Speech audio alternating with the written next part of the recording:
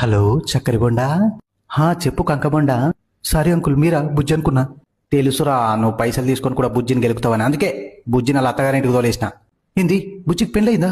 మేనత్త ఇంటికి రావులే. బుజ్జికి బాగున్నాడా? లేర్రా, వాళ్ళు ముగ్గురు ఆడిపోరానులే. అంకోల్, బుజ్జి నా పానం. బుజ్జి కోసం ఒక పక్క ఓసిత్తా.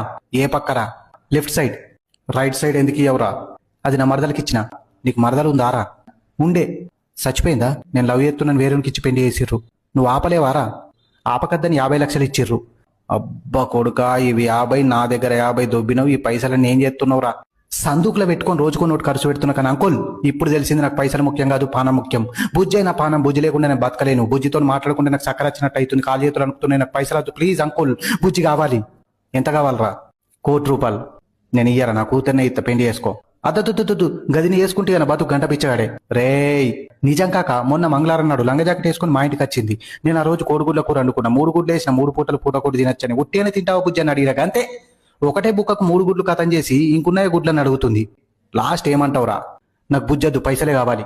నేను ఇయ్యరా? ఏం చేస్తావు చేసుకో. అంకోల్, బుజ్జి నా పానం. బుజ్జి కోసం నా కార్యం కోసిత్తా. హలో